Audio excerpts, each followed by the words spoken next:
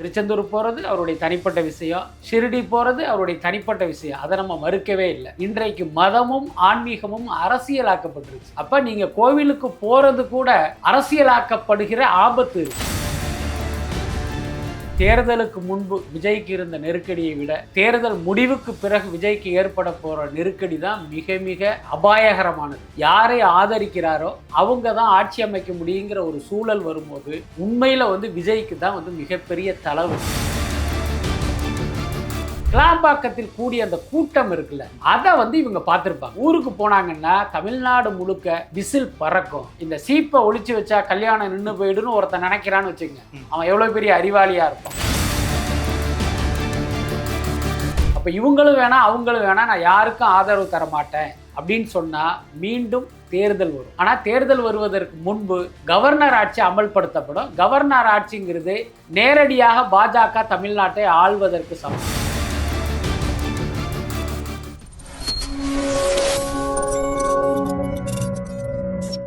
Sir வணக்கம். வணக்கம். எப்படி இருக்கீங்க? நல்லா இருக்கேன். திருப்பி உங்களை பார்த்தது சந்தோஷம் சார். ரீடெஸ்ட்டாக ரேண்டமாக ரீல் பார்த்துட்டு இருக்கப்போ உங்களோட ஒரு பதில் பயங்கர ஆச்சரியமாக இருந்துச்சு. என்னன்னா, இப்போ நிறைய பேர் பத்திரிகையாளர் அப்படின்ற போர்வையில் ஏகப்பட்ட பேர் நிறைய விஷயங்களை சொல்கிறாங்க அப்படின்னு நீங்கள் சொல்லியிருந்தீங்க லாஸ்ட் ஒரு வீடியோவில் பார்த்தேன். ஸோ அது கீழே ஏகப்பட்ட பேர் சார் கரெக்டாக சொல்கிறாங்க அப்படின்ற மாதிரி சொல்லியிருந்தாங்க. ஸோ அதுக்கு என்ன காரணம் ஃபஸ்ட்டு? அது இல்லை ஒரு உண்மையை நம்ம மக்கள்கிட்ட சொல்லணும். எப்பயுமே பார்த்திங்கன்னா மக்கள் பத்திரிகையையும் பத்திரிகையாளர்களையும் பெரிய அளவில் நம்புகிறாங்க. ஜனநாயகத்தின் 4வது தூண் அப்படிங்கிறது ஊடகங்கள் தான்.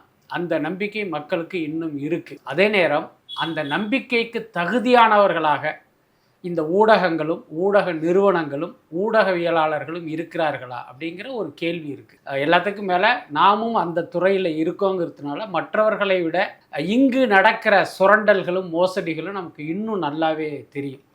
ஸோ அந்த அடிப்படையில் எழுந்த கேள்வி தான் அது. அதுக்கப்புறம் பார்த்திங்கன்னா இன்றைக்கு தேர்தல் நெருங்கிடுச்சு அப்படிங்கும்போதே பல ஊடகங்களில் ஊடகவியலாளர்கள்ங்கிற பெயரில் அரசியல் விமர்சகர்கள்ங்கிற பெயரில் பல பேர் உட்காந்து பேசிக்கிட்டு இருக்கான். இப்போ ஒரு உதாரணத்துக்கு பாருங்கள், பாஜக ஆதரவாளர் அப்படின்னு ஒரு நேம் போட்டுட்டு ஒருத்தர் மோடி நல்லவர் வல்லவர், அவர் தான் இந்தியாவை பெரிய அளவில் முன்னேற்ற பாதைக்கு கொண்டு வந்தார் அப்படின்னு சொன்னால் அதை பார்க்குற 100 பேரில் 50 பேர் ஒத்துக்குவான். 50 பேர் என்ன சொல்லுவான் அப்படின்னா, இவன் பாஜகக்காரன் அதனால இப்படி சொல்கிறான் அப்படின்னு அந்த கருத்தை நிராகரிச்சிருவாங்க. ஆனால் அதே கருத்தை ஒருத்தர் ஊடகவியலாளர் அப்படிங்கிற பேரில் சொன்னார் அப்படின்னா அதை பார்க்குற 100 பேரில் கிட்டத்தட்ட 90 பேர் அதை நம்பிடுவாங்க, அல்லது 95 பேர் நம்பிடுவாங்க. காரணம் அவர் மீது வைத்த நம்பிக்கை இல்லை, அதுக்கு கீழே போடுற அந்த பெயர் ஊடகவியலாளர். அப்போ ஒரு பத்திரிகையாளர் பொய் சொல்ல மாட்டாருங்கிற நம்பிக்கை மக்கள்கிட்ட ரொம்ப ஆழமாக வேரூன்றி இருக்கு. அப்போ ஒவ்வொரு பத்திரிகையாளனும் அதுக்கு உண்மையாக இருக்கணும், நேர்மையாக இருக்கணும். அது ரொம்ப ரொம்ப முக்கியமானது. அதுக்கு அடுத்து ஒரு மோடி, மீண்டும் ஒரு உதாரணமாக எடுத்துக்கணும் அப்படின்னா, ஒரு மோடியோ மு.க. ஸ்டாலினோ எடப்பாடியோ அல்லது விஜயோ ஒரு பொதுக்கூட்டத்தில் போய் பேசுகிறாங்க. ஒரு 1 லட்சம் பேர் அங்கே கூடியிருக்காங்க அப்படின்னா இவர் பேசுகிறத அந்த 1 லட்சம் பேர் நம்ப மாட்டான். 50,000 பேர் நம்புவான், 80,000 பேர் நம்புவான், 90,000 பேர் நம்புவான். ஒரு 10,000 பேர் நம்ப மாட்டான். ஆனால் அதே செய்தி ஒரு ஊடகத்தில் வரும்போது அதை படிக்கிற அத்தனை பேருமே நம்பிடுவாங்க. என்னென்னா பத்திரிகையில் வந்திருக்குப்பா அப்படின்னு. அதுக்கப்புறம் நீங்கள் பார்த்துருக்கலாம், பல இடங்கள் மக்கள் அரசியல் பேசிகிட்டு இருப்பாங்க. இந்த தேர்தலில் இவர் தான் வருவார், அவர் தான் வருவார், இவர் வரமாட்டார், இவர் கொள்ளையடித்தார், இவர் நல்லது பண்ணார்லாம் பேசுவாங்க. அவங்களுக்கு எப்படி தெரியும்? ஏதோ ஒரு பத்திரிகையில் ஏதோ ஒரு தொலைக்காட்சியில் பார்த்த செய்தியை அவங்க கேரி பண்ணுவாங்க. ஒருத்தன் ஒரு விஷயத்தை கேரி பண்ணுறான் அப்படின்னா அதை அவன் நம்புனா தான் கேரி பண்ணுவான். அப்போ அந்த அளவுக்கு ஊடகங்கள் மீது மக்களுக்கு நம்பிக்கை இருக்கும்போது நாம் எந்த அளவுக்கு மக்களுக்கு நேர்மையாக இருக்கணும். ஆனால் இன்றைக்கு இருக்கிற ஊடகவியலாளர்கள் அப்படி இல்லை. முக்கியமாக தேர்தல் நெருங்கிய பிறகு இங்கு இருக்கிற கட்சிகள் இந்த ஊடகவியலாளர்கள் விலை கொடுத்து வாங்கிட்டாங்க. அதுக்கப்புறம் பல பேரை வாடகைக்கு எடுத்துட்டாங்க. மாதமானால் உனக்கு இத்தனை லட்சம் நாங்கள் கொடுத்துருவோம், எங்களுக்காக நீ முட்டு கொடுக்கணும், எங்களுக்காக நீ கூவணுங்கிறது தான் இவர்களுக்கு கொடுத்த அசைன்மெண்ட்டு. அதன்படி தான் பல பத்திரிகையாளர்கள் அரசியல் விமர்சகர்கள் அப்படிங்கிற போர்வையிலும் ஒரு கட்சிக்கு சார்பானவர்களாக மாறிட்டாங்க. நான் அதில் சொன்னதுக்கு காரணம் என்ன அப்படின்னா, நான் ஒரு டிபேட் பார்க்குறேன். அதில் ஒருத்தர் பத்திரிகையாளருங்கிற போர்வையில் பேசிகிட்டு இருக்காரு. அவர் என்ன சொல்கிறார் அப்படின்னா, விஜய் இதை ஜெயிக்கவே மாட்டார், விஜய் ஜெயிச்சிட்டா நான் பத்திரிகை துறையை விட்டே போயிடுறேன்றார். நீங்கள் யோசிச்சு பாருங்கள், ஒரு பத்திரிகையாளர் இப்படி பேசுவானா? உனக்கு யார் ஜெயிச்சா என்ன, நீ ஒரு பத்திரிகைக்காரன், இங்கே நடக்கிறத மக்களுக்கு சொல்கிறது தானே உன் வேலை. அதில் விஜய் ஜெயிச்சா என்ன, எடப்பாடி ஜெயிச்சா என்ன, ஸ்டாலின் ஜெயிச்சா உனக்கென்ன? அப்போ விஜய் ஜெயிக்கக்கூடாது, விஜய் ஜெயிச்சா என் தொழிலை விட்டே போவேன்னு சொல்கிற அளவுக்கு ஒருத்தன் வந்து ரொம்ப விசுவாசமாக இருக்கான் வேற கட்சிக்கு அப்படின்னா அவன் எப்படி ஒரு பத்திரிகையாளனா இருக்க முடியும்? அதனால் இந்த கருத்து கூட அந்த பத்திரிகையாளர் யாருன்னு எனக்கு தெரியாது, அவர் பேர் என்ன, அவர் எந்த பத்திரிகையில் இருக்காருங்கிறதே எனக்கு தெரியாது. ஆனால் மக்கள் பத்திரிகையாளர்களை நம்புகிறார்கள். பத்திரிகையாளர்கள் மக்களுடைய நம்பிக்கைக்கு மாறாக விலை போனவர்களாக அரசியல் கட்சிகளின் கைக்கூலிகளாக இருக்காங்க. அதை வந்து நம்ம மக்கள்கிட்ட எக்ஸ்போஸ் பண்ணணும். ஏன்னா நாம் சார்ந்த துறையில் இந்த மாதிரி பல புல்லுரிவுகள் இருக்கும்போது அதை நம்ம வந்து கண்டும் காணாமல் இருக்கக்கூடாது. அதை வந்து எக்ஸ்போஸ் பண்ணுறது தான் நம்முடைய வேலை. அண்ட் சேம் டைமில் சார் ஃபர்ஸ்ட் எடுத்தோம்னா நம்மளோட விஜய் சார் வந்து நேற்று வந்து பார்த்தீங்கன்னா திருச்செந்தூர் இந்த பக்கம் வந்து இன்னைக்கு சாய்பாபா, சீரடி சாய்பாபா, அடுத்து வேளாங்கண்ணின்னு ஒரு பிளான் இப்படிலாம் வந்து இருக்கு. இந்த சைடில் வந்து கொடைக்கானல் வந்துட்டு போகிறாங்க. ஸோ இது எல்லாரும் வந்து ரெஸ்ட் எடுக்கிற டைம் தான். ஆனால் இவர் கோயில் இங்கே அங்கன்னு போகிறதுக்கு நிறைய பேர் நிறைய ரீசன் சொல்கிறாங்க. இந்த நேரத்துலையும் மக்களை கவர நினைக்கிறாரோ அப்படின்ற மாதிரி கேட்குறாங்க. ஸோ அதுக்கு உங்களுடைய அதாவது ஒரு கோவிலுக்கு போய் வழிபடுவதுங்கிறது ஒவ்வொருத்தவங்களுடைய ஒரு தனிப்பட்ட விஷயம். ஏன்னா இப்போ விஜய் வந்து ஒரு ஜோசப் விஜய், அவர் ஏன் வந்து ஒரு இந்து கோயிலுக்கு போகிறார் அப்படின்னு நம்ம கேள்வி கேட்க முடியாது. புரியுதா இல்லையா? இப்போ நான் வந்து கடவுள் நம்பிக்கை இல்லாதவன், என்னை போய் நீங்கள் யாராவது கேட்க முடியுமா? ஏன்பா நீ எந்த சாமியும் கும்பிடலன்னு கேட்க முடியாது. அதுக்கு யாருக்கும் உரிமை இல்லை. அதே மாதிரி விஜய் ஏன் வந்து கோயிலுக்கு போகிறாருன்னு கேட்குற உரிமையும் நமக்கு கிடையாது. பட் அதே நேரம் இதில் வந்து இன்னொரு கேள்வியும் இருக்குது. நீங்கள் வந்து வெறும் நடிகர் கிடையாது. இன்றைக்கு வந்து நீங்கள் மக்களால் கவனிக்கப்படுகிற ஒரு இடத்துல இருக்கீங்க, ஒரு கட்சியின் தலைவராகவும் இருக்கீங்க. அப்படி இருக்கும்போது இதே மாதிரி நீங்கள் கோவில் கோவிலாக செல்வதுங்கிறது இருக்குல்ல, அது வந்து ஒரு கருத்தை உருவாக்கி விடுகிற ஆபத்து இருக்குது. அதை வந்து விஜய் புரிஞ்சுக்கணும். திருச்செந்தூர் போகிறது அவருடைய தனிப்பட்ட விஷயம், ஷிரடி போகிறது அவருடைய தனிப்பட்ட விஷயம், அதை நம்ம மறுக்கவே இல்லை.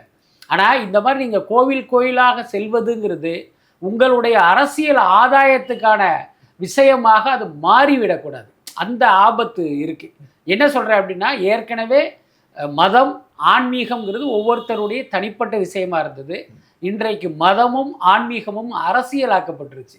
அப்போ நீங்கள் கோவிலுக்கு போகிறது கூட அரசியலாக்கப்படுகிற ஆபத்து இருக்குது. அதை வந்து விஜய் புரிஞ்சுக்கணும். மற்றபடி இந்த கட்டத்தில் அவர் கோவிலுக்கு செல்வது அப்படிங்கிறது அவருடைய தனிப்பட்ட விஷயமாக தான் பார்க்குறேன். நேற்று கூட ஒரு நேர்காணலில் கேட்டாங்க, அவர் திருச்செந்தூர் போனது பாஜக காரர்களுக்கு வயிற்றில் வந்து என்ன பண்ண வச்சதுன்னு தெரியல, இவர் வந்து ஆகம விதிகளை மீறி போயிட்டாரு அப்படிங்கிற மாதிரி ஏதோ விமர்சனம் பண்ணதான் நான் கேள்விப்பட்டேன்.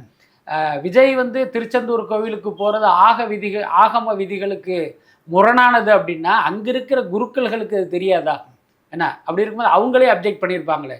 விஜய் போகும்போது தடுத்து நிறுத்தி, ஐயா ஜோசப் விஜய் நீங்கள் உள்ளே வரக்கூடாதுன்னு சொல்லியிருப்பாங்கல்ல, அதையும் மீறி அவரை உள்ளே வர வச்சு அந்த பூஜைகள்லாம் செஞ்சு அவங்களும் கூடவே வர்றதை வச்சே நம்ம புரிஞ்சுக்கலாம் அது ஆகம விதிகளுக்கு முரணானது அல்ல. எல்லாத்துக்கும் மேலே உங்கள் பார்வையில் தான் இந்து முஸ்லீம் கிறிஸ்துவன் எல்லாமே. ஒருவேளை கடவுள் இருப்பதாக வைத்துக்கொண்டால் கடவுளின் பார்வையில் எல்லாமே தன்னுடைய படைப்பு தானே. அவங்கள வந்து அவர் மத ரீதியாக பிரித்து பார்க்க மாட்டார். அதனால் அது ஒரு பெரிய விஷயம் இல்லை. பட் விஜய்க்கு என்னன்னு கேட்டிங்கன்னா இப்படி ஒரு சிக்கல் இருக்குது, அதை மட்டும் அவர் புரிஞ்சுக்கணும். ஸோ இதுக்கு முன்னாடி வந்து நிறைய பேர் இதுக்கு முன்னாடி இந்த ப்ரொடிக்ஷனில் இந்த எக்ஸிட் போல வச்சு எலெக்ஷனுக்கான ரிசல்ட்டை வந்து சொல்லிடலாம் அப்படின்ற சொல்கிறாங்க. ஸோ எக்ஸாக்டாக அப்படி கணிப்பு இருக்கா சார், இல்லை அதுவும் ஒரு மித் தானா அப்படின்றது? அதாவது கருத்து கணிப்புக்கும் எக்ஸிட் போலுக்கும் ஒரு வித்தியாசம் இருக்குது. கருத்து கணிப்புங்கிறது தேர்தல் நடப்பதற்கு முன்பு பல்வேறு கட்டத்தில் எடுப்பாங்க. அந்த முடிவும் தேர்தல் முடிவும் மாறுவதற்கு வாய்ப்பு இருக்குது. எப்பயுமே பார்த்திங்கன்னா அந்த தேர்தல் நெருங்கும் போது ஒவ்வொரு வாரமுமே வந்து அந்த மக்களுடைய மூடு வந்து மாறும். இப்போ உதாரணத்துக்கு பாருங்கள், அந்த விஜய் குறித்தே நம்ம எடுத்துக்கணும் அப்படின்னா, ஆரம்பத்தில் விஜய்க்கு பாசிட்டிவாக இருந்தது. திடீர்னு இந்த திரிஷா கூட ஒரு கல்யாணத்துக்கு வந்ததுக்கு பிறகு பார்த்திங்கன்னா அப்படியே அது நெகட்டிவாக மாறிடுச்சு. முக்கியமாக கிராமப்புறங்களில், அதாவது நகர்ப்புற பெண்களும் இளைஞர்களும் விஜய் திரிஷாவோட வந்தது வந்து அவங்களுக்கு பெருசாக பாதிக்கலை, அவங்க ஜஸ்ட் லைக் தட்டுன்னு எடுத்துக்கிட்டாங்க. ஆனால் நீங்கள் கிராமப்புறம் போய் பார்த்தீங்கன்னா அங்கே இருக்கிற பெண்கள் விஜய் மேலே வந்து ஒரு வெறுப்பாக பேசுனதெல்லாம் கேட்க முடிஞ்சுது. அப்போ அந்த சம்பவத்துக்கு முன்பு ஒரு நிலைமை, அந்த சம்பவத்துக்கு பிறகு ஒரு நிலைமை. ஸோ அப்படி தான் அந்த கருத்து கணிப்புகளுடைய முடிவுகளில் வந்து ஒரு பெரிய மாற்றம் தெரியும். ஆனால் எக்ஸிட் போல் அப்படிங்கிறது அப்படி கிடையாது. தேர்தலில் வாக்களித்து விட்டு வந்தவரிடம் கேட்பாங்க நீங்கள் யார்கிட்ட போட்டிங்க அப்படின்ட்டு.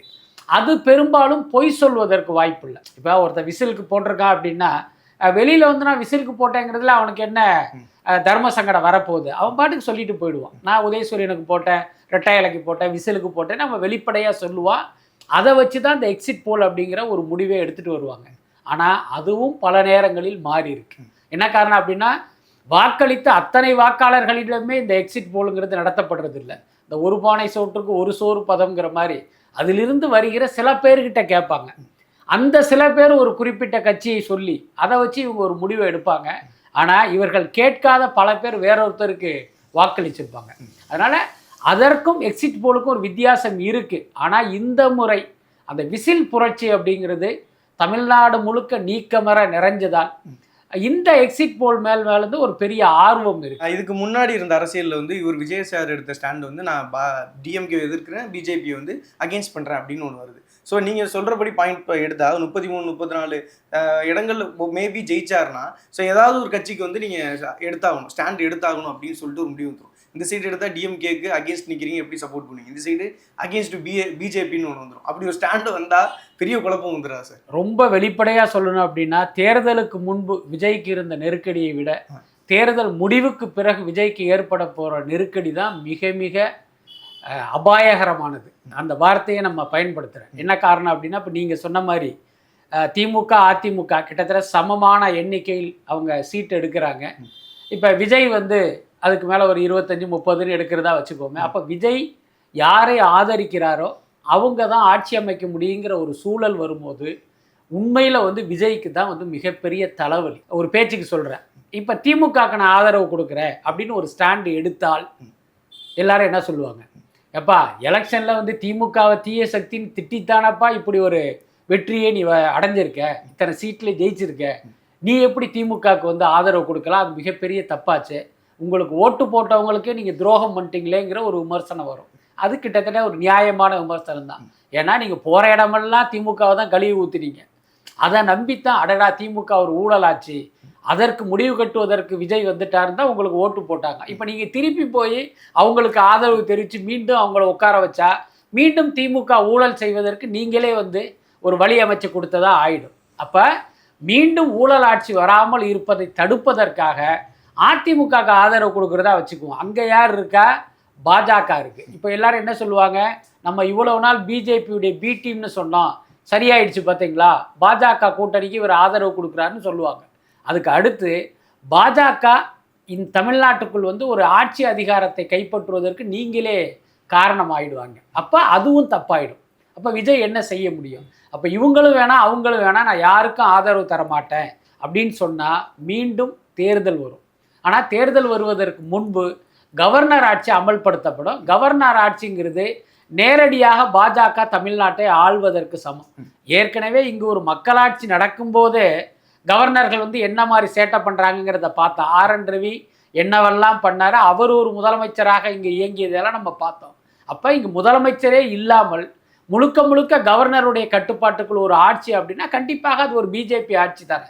அப்போ விஜய் வந்து இப்படி ஒரு முடிவெடுத்தா பிஜேபி இங்கே ஆட்சி செய்வதற்கு இவர் ஒரு காரணமாவதற்கான வாய்ப்பும் இருக்குது. அப்போ இந்த மூன்றில் எதை இவர் தேர்வு செய்ய போறார் அப்படிங்கிறது ஒரு மிகப்பெரிய நெருக்கடி. தனிப்பட்ட முறையில் என்னைய கேட்டால் மதவாதத்தை விட நம்ம வந்து ஊழலை வந்து மன்னிச்சிடலாம். அதனுடைய அர்த்தம் என்னன்னா, ஊழலை விட மதவாதம் வந்து மிக ஆபத்தானது. இப்போ உதாரணத்துக்கு பார்த்தீங்கன்னா, இப்போ திமுக ஊழல் பண்ணுறாங்க, அடுத்து அதிமுக ஆட்சிக்கு வந்தாங்க அப்படின்னா ஊழல் செய்த திமுக அமைச்சர்களை தண்டிக்க முடியும். நீங்கள் வழக்கு தொடுக்கலாம், ஏன்னா அந்த மாதிரி பல பேர் தண்டிக்கப்பட்டிருக்காங்க. அப்போ ஊழல் செய்வது அப்படிங்கிறது சட்டத்தால் தண்டிக்கப்படக்கூடிய சாத்தியம் இருக்குது. ஆனால் ஒரு மதவாதத்தால் இந்த நாட்டை பிளவுபடுத்துகிற சக்திகள் தண்டிக்கப்பட்டதாக வரலாறு இல்லை. பாபர் மசூதியை இடித்தவங்க இப்போவும் பார்த்திங்கன்னா ஜம்முன்னு போயிட்டுருக்காங்க, அவர்களை இந்த சட்டம் தண்டிக்கலை. அப்புறம் கோத்ரா ரயில் எரிப்பை தொடர்ந்து நடந்த அந்த கலவரம், அப்புறம் குஜராத்தில் நடந்த இஸ்லாமியர்களுக்கு எதிரான கலவரம், நிறைய மத கலவரங்கள் நடந்தும் அவர்கள் யாருமே தண்டிக்கப்படலை. அதுக்கு அடுத்து இந்த மத கலவரத்தில் பல்லாயிரக்கணக்கான உயிர் போயிருக்கும், அதற்கும் நியாயம் கிடைக்கல. அப்போ மதவாதமாக ஊழலா அப்படின்னா நாம் வந்து மதவாதம் தான் முதல் எதிரியாக இருக்க முடியும். அப்போ விஜய்க்கு தேர்தலுக்கு பிறகு திமுக கூட்டணியை ஆதரிப்பதா அதிமுக கூட்டணியை ஆதரிப்பதான்னு ஒரு நிலைமை வரும்போது இதையெல்லாம் அவர் வந்து கருத்தில் எடுத்துக்கிறது சரியாக இருக்கும். நான் ரீசெண்டாக வந்து பார்த்ததுல வந்து ஒரு கருத்து சார், நேத்தி கூட எனக்கு நடந்தது. நான் போயிட்டு நார்மலாக போயிட்டு ஓட்டு போட போனீங்களா அப்படின்னு சொல்லிட்டு கேட்குறப்ப, எங்க தலைவர் நான் போகவே இல்லை, ஏன்னா நைட்டு எனக்கு பஸ்ஸே இல்லை. நான் அவ்வளோ ஆர்வமாக போயும் என்னால் 6:30க்கு தான் போக முடிஞ்சிச்சு கும்பகோணத்துக்கு.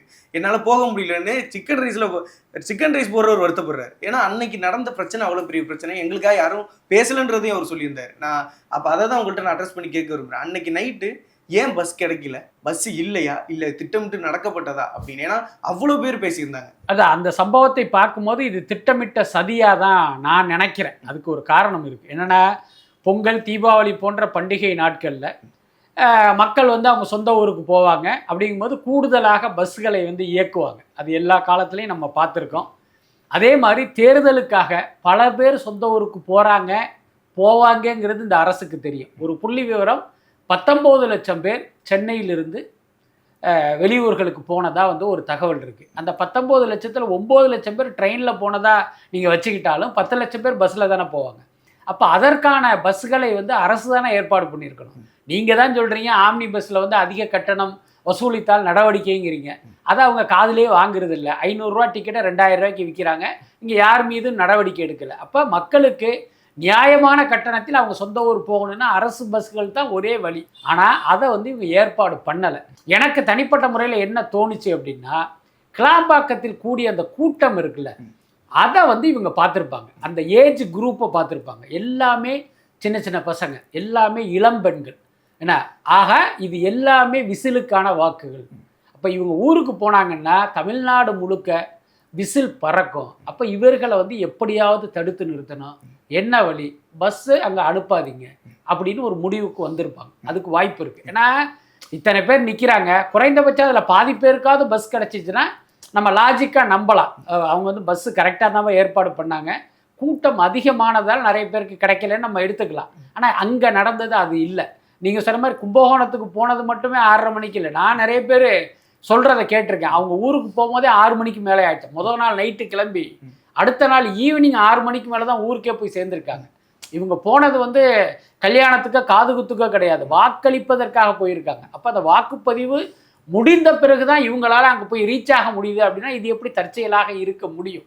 அதே நேரம் இப்படி ஒரு வேலையை செய்தவர்களுக்கு நம்ம சொல்ல வர்றது என்ன அப்படின்னா, இந்த சீப்பை ஒழிச்சு வச்சா கல்யாணம் நின்று போயிடுன்னு ஒருத்தன் நினைக்கிறான்னு வச்சுங்க, அவன் எவ்வளோ பெரிய அறிவாளியாக இருப்பான். ஸோ அப்படி ஒரு அறிவாளிகளுடைய செயலாக தான் நான் அதை பார்க்குறேன். அண்ட் வந்து எல்லாத்துக்கும் வந்து இலவசம், மகளிருக்கு இலவசம் அதுன்றத சொல்கிறாங்க. இதை தான் நான் அட்ரஸ் பண்ணி உங்கள்கிட்ட கேட்கணும்னு நினைக்கிறேன். அதையே அந்த ஓட்டு போடுற அன்னைக்கு ஒரு நாள் இலவசம் கொடுக்கலாமேன்னு ஒன்று கேட்குறாங்களே சார். ஏன்னா போன கூட்டம்லாம் தன்னோட காசை செலவு பண்ணி போகிற கூட்டம். நான் அவங்கள தப்புன்னு சொல்லலை. பட் அன்னைக்கு ஒரு நாள் நீங்கள் இவ்வளோ விஷயங்கள் பண்ணுறப்ப அன்னைக்கு ஒரு நாள் அதை பண்ணால் இன்னும் கரெக்டாக இருக்கும் அப்படின்றது நிறைய பேர் சொல்கிறாங்க. அதாவது இங்கே வந்து இப்போ மக்களுக்கு வந்து அந்த டிக்கெட்டை பணம் கொடுத்து சொந்த ஊருக்கு போகிறது பிரச்சனையாகலை. பணம் கொடுத்து சொந்த ஊர் செல்ல நினைத்தவனுக்கு அங்கே பஸ் இல்லைங்கிறது தான் பிரச்சனை. புரியுதா? இல்லை, நீங்கள் இலவசமாக கொடுங்கன்னு யாருமே கேட்கவே இல்லையே. எனக்கு பஸ்ஸை கொடுப்பான்னு தானே எல்லாருமே கேட்டாங்க. அதை இவங்க பண்ணியிருந்தாலே போதுமானது தானே. பட் அதே நேரம் இந்த கேள்விங்கிறது ஒரு வேலிடான கேள்வி. நீங்கள் கூட கேள்விப்பட்டிருப்பீங்க, சென்னையில் ஐபிஎல் போட்டி நடக்கும்போது மெட்ரோ ரயிலில் வந்து ஐபிஎலுக்கு போகிறவங்களுக்கு இலவச பயணம் வந்து அனுமதிக்கப்படுது. அதோட அர்த்தம் என்னென்னா, அதை மெட்ரோ ரயிலுக்கு அவங்க வந்து பே பண்ணிடுவாங்க. அப்போ ஒரு விளையாட்டை பார்ப்பதற்கு போகிற பார்வையாளர்களுக்கே வந்து இலவசமாக வந்து இவங்க மெட்ரோ ரயில் பயணம் அனுமதிக்கும் போது ஓட்டு போடுறதுங்கிறது ஒரு ஜனநாயக கடமை. அப்போ அரசுக்கு உண்மையிலேயே மக்கள் 100% வாக்களிக்கணுங்கிறது இவர்களுடைய நோக்கமாக எண்ணமாக இருந்திருந்தால் இப்படி ஒரு ஏற்பாட்டை பண்ணணும். பட் இப்போ அவங்க செய்யலை. எதிர்காலத்திலாவது அப்படி ஒரு விஷயத்தை நோக்கி அவங்க நகரணும். ஏன்னா எல்லாரும் வாக்களிக்கணும், அதுதானே முக்கியமானது. நம்ம ஜனநாயக நாட்டில் உள்ள மிகப்பெரிய கோளாறு என்ன அப்படின்னா, பெரும்பான்மையான மக்கள் வந்து வாக்களிக்கவே வரமாட்டாங்க. மிக குறைவான வாக்கு சதவீதத்தில் பெரும்பான்மையான ஒருத்தர் வெற்றி அடைந்து அவர் ஆட்சி அமைப்பார். நீங்கள் மக்கள் தொகையோட கணக்கு போட்டு பார்த்தீங்கன்னா மிக மிக ஒரு மைனாரிட்டியான ஒரு ஆதரவை கொண்டு தான் அவர் ஆட்சியிலேயே இருப்பார். அப்போ இதெல்லாம் மாறணும் அப்படின்னா நீங்கள் சொல்கிற மாதிரி வாக்குப்பதிவு அன்னைக்கு வாகனங்கள் இலவசமாக தானே இருக்கணும். அது ஒரு நல்ல சஜஷன் தான். அந்த டேட் அப்போ கரெக்டாக வந்து பார்த்தீங்கன்னா இந்த எலெக்ஷன் டேட்டு, இதுக்கு முன்னாடி இருந்த அரசியல்லாம் வந்து பார்த்தீங்கன்னா இந்த எலெக்ஷனுக்கு ஓட்டு போட போகிறதேன்றது 2000 செலவு பண்ணி போகணும் பாப்பா அப்படின்னு இருப்பாங்க. ஆனால் இது ஏகப்பட்ட பேர் வெளிநாட்டிலேருந்துலாம் வந்திருந்தாங்க. ஒரு சிலர்லாம் அந்த சேம் டைம் அந்த யூனிஃபார்ம் மாதிரி ட்ரெஸ்ஸு போட்டு போனதெல்லாம் இந்த 2026 பார்க்குறது ரொம்ப ஆச்சரியமாக இருந்துச்சு. ஏர்லி மார்னிங்கில் இளைஞர்கள் எக்ஸ்டர் போய் ஓட்டு போடுறதுலாம் இப்போ இருக்கிற அரசியலுக்கு ஹெல்தின்னு நினைக்கிறீங்களா சார்? ஏன்னா அதாவது அரசியலுக்கு வந்து அது ஆரோக்கியமான விஷயம்தான். ஆனால் இன்றைய இருக்கிற கட்சிகளுக்கு ஆரோக்கியமா அப்படின்னா இல்லை.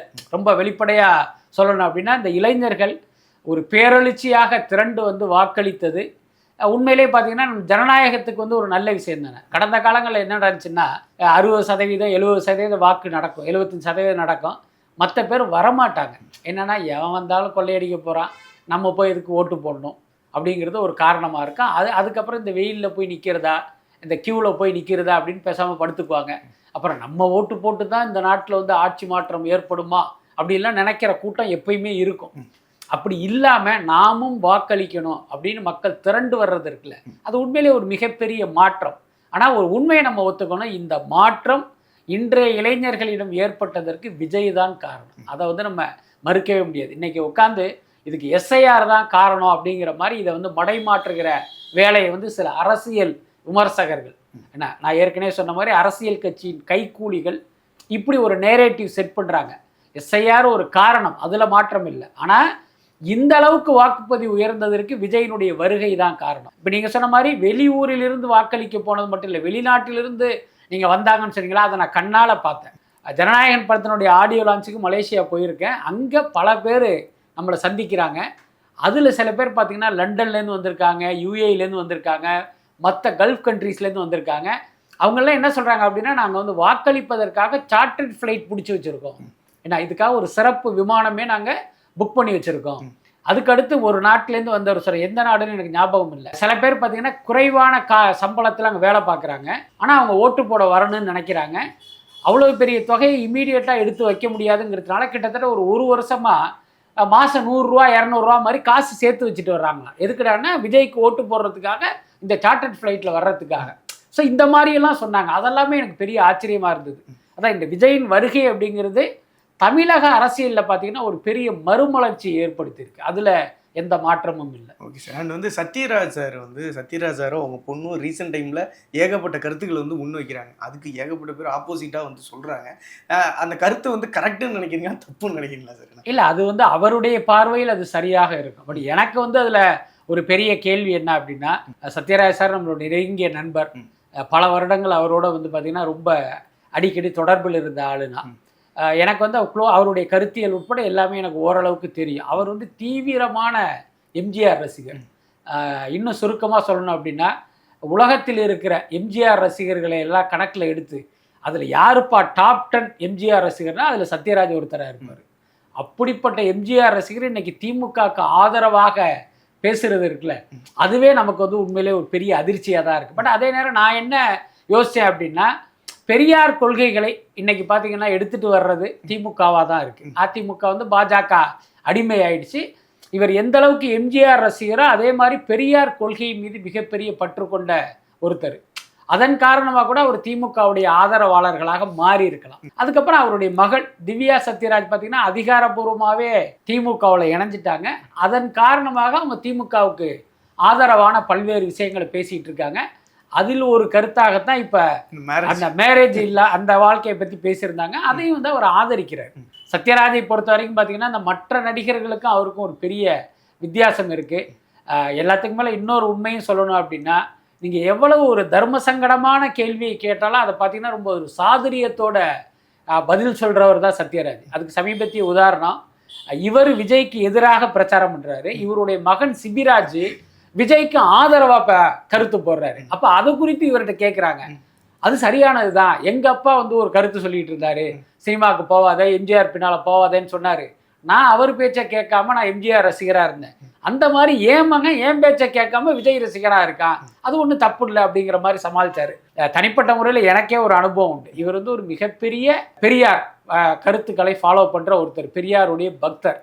ஆனால் இவருடைய மனைவி வந்து சாமி கும்பிடுவாங்க. இதை ஒருத்தரை நான் சத்யராஜ் சார்கிட்ட கேட்குறேன், சார் நீங்கள் வந்து இந்த மாதிரிலாம் பகுத்தறிவு பேசுகிறீங்க, ஆனால் உங்கள் மனைவி ஒரு தீவிர கடவுள் பக்தையாக இருக்காங்களே அப்படின்னு அவர் கேள்வி கேட்குறேன். எனக்கு என்ன உள்ளுக்குள்ள ஒரு சந்தோஷம்னா, சத்யராஜை நம்ம மடக்கிட்டோம், என்ன மனுஷன் திணற போகிறாரு அப்படின்னு நினச்சி நான் கேட்குறேன்.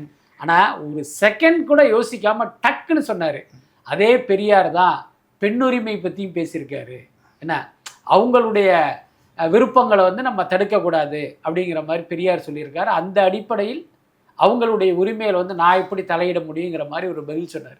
எதுக்கு சொல்கிறேன் அப்படின்னா, இந்த மாதிரியான சங்கடமான கேள்விகளை கூட ஒரு சாதுரியத்தோடு அணுகிற ஒரு மனிதர் அவர். கண்டிப்பாக சார். அண்ட் வந்துட்டு பார்த்தீங்கன்னா சினிமா சார்ந்தும் அரசியல் சார்ந்தும் நிறைய நேர்மையான உண்மையான கருத்துக்களுக்கு ரொம்ப நன்றி சார். ரொம்ப நன்றி.